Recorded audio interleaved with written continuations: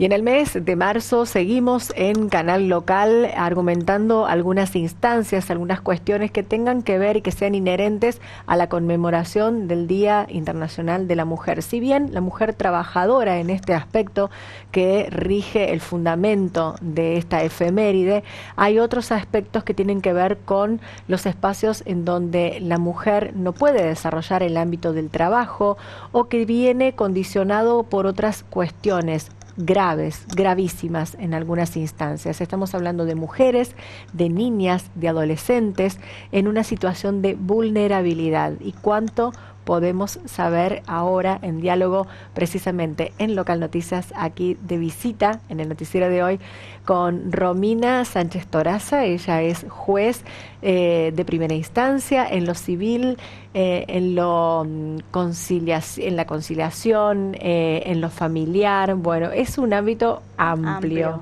¿no? Romy, gracias por venir hasta acá. No, gracias por invitarme, y más en este mes tan especial por muchos motivos, ¿no? Conmemoración del Día de la Mujer, que es un día de lucha, que un día en donde dejamos las flores y agarramos la fortaleza que nos ha dado la historia para lograr lugares que tenemos que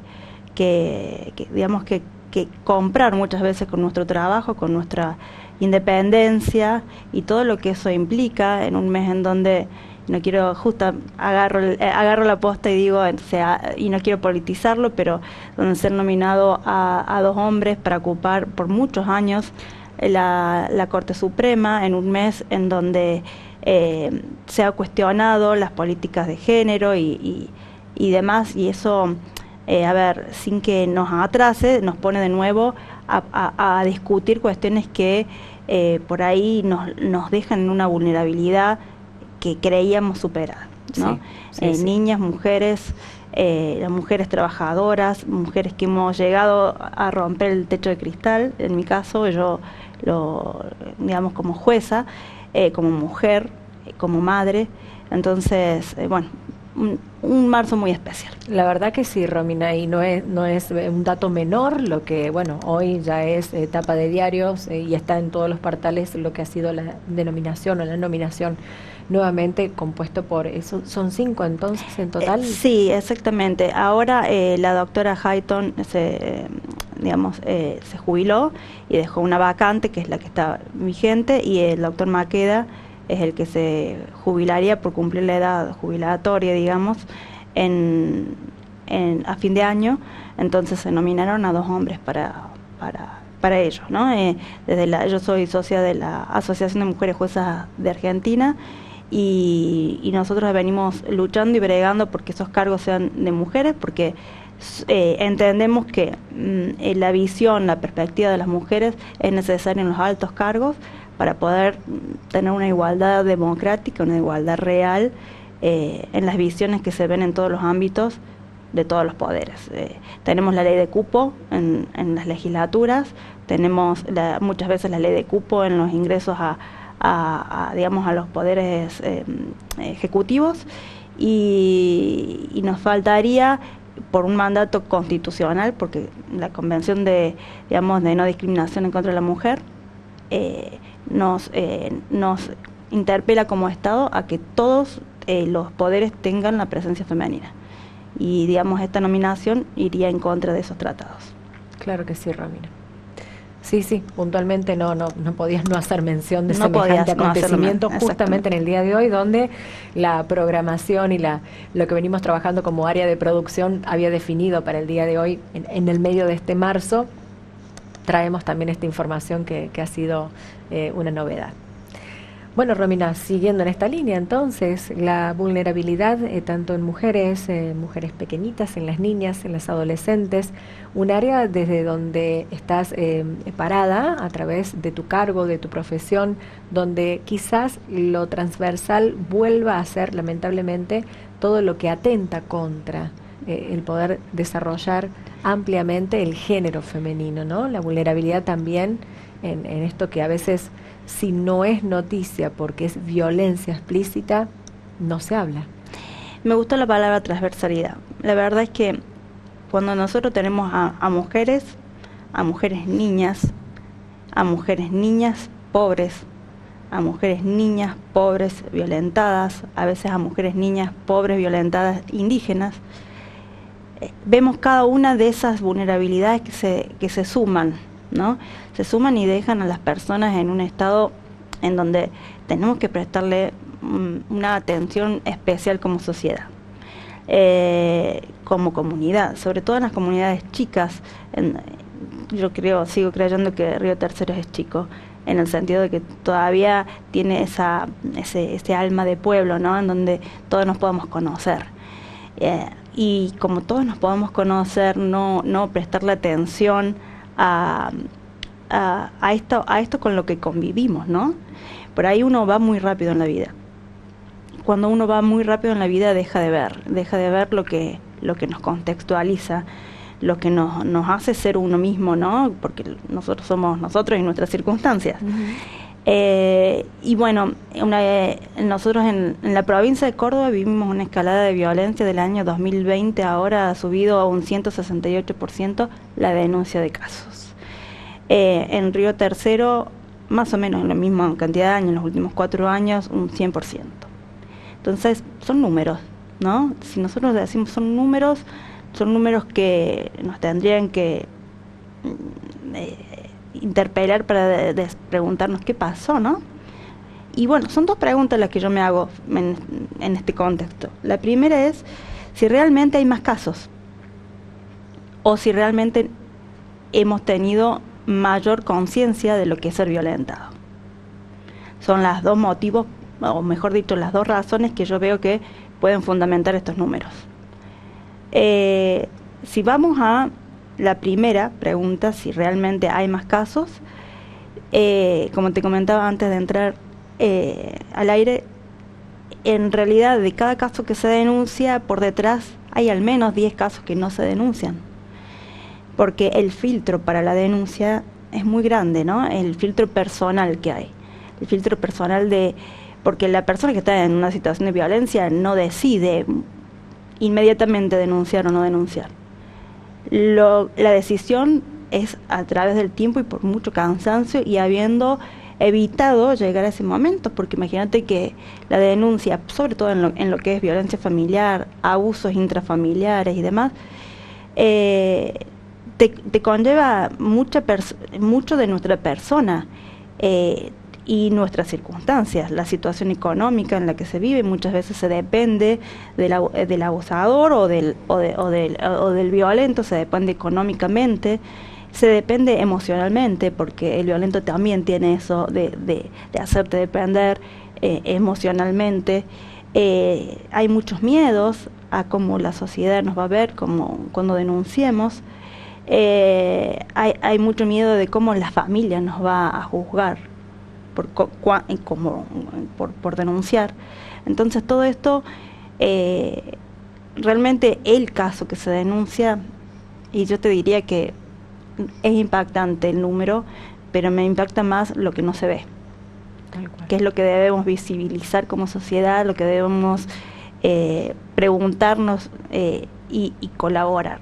Yo digo que si no nos comprometemos socialmente con esto, somos cómplices de una realidad social que tapamos como tapar el sol con un dedo.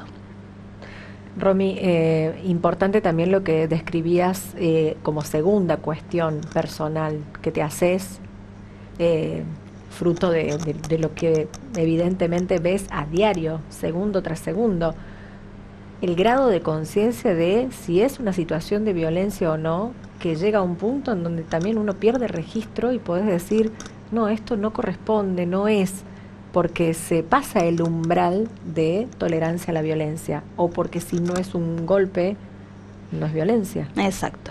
2 palabras, naturalización y visibilización. La violencia la hemos naturalizado durante toda nuestra historia como mujeres, porque si nosotros nos ponemos unas décadas atrás, que el hombre administrara el hogar, que la mujer se dedicara solo al cuidado y que no se le permitiera, me estoy poniendo en situación con palabras, ¿no? No se le permitiera ir a trabajar, que solo fuera dentro de la casa y que además no pudiera administrar nada de lo que tenía en la casa, era contar la historia de nuestros abuelos, naturalizada, era perfectamente entendible y nadie decía que era violencia. Sin embargo, si nos preguntamos si esa abuela X hubiera querido salir a trabajar, ¿qué hubiera pasado? Hoy, con otra mirada, sabemos que existe la violencia económica, existe la violencia psicológica, esa agresividad simbólica que también muchos medios muestran como algo naturalizado.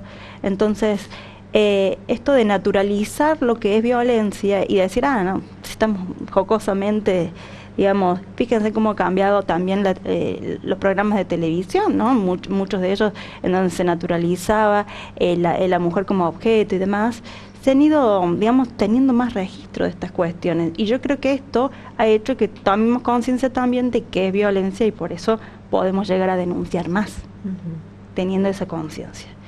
Y por otro lado, visibilizarlo. ¿Por qué? Porque se visibiliza a través de muchas campañas qué es lo que es violencia y eso nos trae también decir, esto que estoy viviendo y que para mí era normal, no es normal.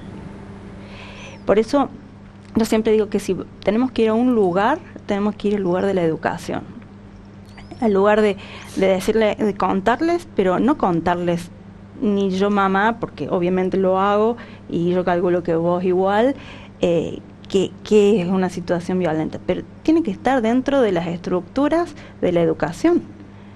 Contar qué es violencia, que los noviazgos, cuáles son los rasgos, vamos a decir, psicopáticos de la violencia, que nos deben alertar, porque los adolescentes no están preparados para esto. Nosotros, yo tengo 46 años y he visto y me he dado cuenta a lo largo de 46 años que cosas que yo naturalizaba no eran normales, pero eso lo he hecho a través del tiempo. Entonces, también eso, ¿no? Poder preparar a las próximas generaciones para que, eso me parece que es el camino, preparar a las próximas generaciones para que se visibilice, no se naturalice, se ponga sobre el tapete y podamos cambiar también las masculinidades desde un punto de concientización, de respeto, porque así debemos enseñar, así debemos educar, así debemos criar. Romy, cuando las causas se judicializan, cuando empezamos a recorrer los umbrales de la puerta de tribunales en Río Tercero, es decir, ya toma un grado de relevancia, de importancia, de interés social, familiarmente también. ¿Qué pasa con los tiempos? ¿Qué mecanismos se accionan, se ponen a trabajar a partir de pasar la prueba de fuego, que es animarse a denunciar? Bien. Son varias aristas que se tocan. Vamos a ver, digamos, vamos a poner un caso, digamos, tipo, como para que se pueda visibilizar mejor. Si es una denuncia, por ejemplo, de un abuso intrafamiliar, entra no solamente por violencia familiar, que es donde se toman las medidas urgentes de excluir, si va a la parte penal, en donde también se lo detiene si hay elementos, ¿no es cierto? Se lo detiene preso, vamos a decir, se lo pone preso a la persona, pero desde el ámbito de violencia se hace esto de excluirlo del hogar, o si hay golpes o una violencia que justifique la exclusión, se lo excluye, que son las medidas urgentes. Eso es como las cautelares. Si pasamos ya a la parte de familia, ahí ya tenemos que empezar a ver cómo vamos a accionar con los regímenes comunicacionales. Supongamos que se lo excluye el padre por una situación de crisis, porque, a ver, las parejas se separan, muchas veces en el punto de quiebre hay una situación violenta que no es de círculo de violencia, sino que es, digamos, un punto cúlmine de una situación que ya no va más. Entonces eso no significa que no sea violencia, ¿no? Es violencia y por lo tanto se toman las medidas, pero a su vez tenemos que resguardar a los niños. Entonces tenemos que ver cómo gestionamos esta parte familiar y a su turno también ver de que se hagan todos los tratamientos que hagan falta para que, digamos, esa familia se vuelva a vincular desde otro lugar, pero sanamente. es decir, eliminando las violencias, con tratamientos psicológicos, tratando de evaluar el sistema social en donde se encuentra la familia, con los asistentes sociales, es decir, el abordaje trata al menos de ser integral. Qué bien. Bueno, ha sido, podríamos decir, y con esto vamos cerrando, llamativo, o por lo menos ha tenido eco en los medios, no solamente Río Tercero, cuando has tenido un dictamen, una sentencia, vos me vas a educar también en los términos que corresponden en tu rol de jueza, acerca de una cuota alimentaria, acerca de un no cumplimiento de los deberes de padre. En este caso no hablamos de una violencia física, pero estamos hablando de un menor, estamos hablando de la privación de sus derechos y estamos hablando de, no sé si una sentencia, un fallo, que fue realmente llamativo y que la verdad abrió un espectro de toma de conciencia y de criterios que me parece que estaban como adormecidos o no nos dábamos cuenta que eso correspondía. Y lo has hecho vos. Comentanos y con esto cerramos. Me encanta esto que me estás diciendo de que estaban como dormidos, ¿no? Esto es visibilizar. Yo digo, yo no inventé nada. En los fallos que por ahí se salen y se publican y me llaman de medios nacionales y demás, y yo digo, wow, qué repercusión tuvo algo que es totalmente lo que debería ser, ¿no? Y sí, a ver, ¿qué es lo, vamos a decir, relevante de estas cuestiones?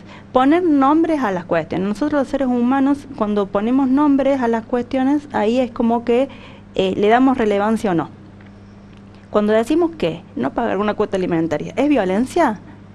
¡Apa! Nos preguntan, mira vos. ¿Es violencia por qué? Porque es violencia económica. A ver, ¿cuáles son los seres más vulnerables que tiene nuestra sociedad así en general, más allá de las personas enfermas y demás? Los niños.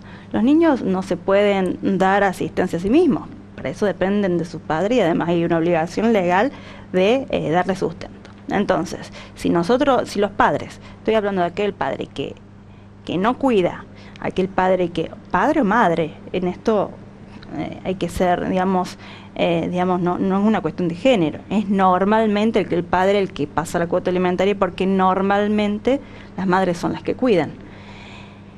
Entonces, no asistirlos a estos niños implica necesariamente un tipo de violencia. Un tipo de violencia que es para los niños, porque se le está privando del sustento, y para la madre, que se le exige que todo aquello que no le da el padre se lo tenga que dar la madre. Eso es un doble esfuerzo. Y no solamente eso, en este caso particular, en este caso particular, en muchos de los casos, esto implica que la madre necesariamente tenga que sacrificar su tiempo, que tiene un valor, para poder darle el sustento que aquel padre no le da. Entonces, fíjense, todas las aristas que tocó una no asistencia en alimentos a un niño. Violencia económica, violencia, violencia en lo que tiene que ver, violencia alimentaria, y no se tiene en cuenta, digamos, esta perspectiva de niñez, esta perspectiva también de género.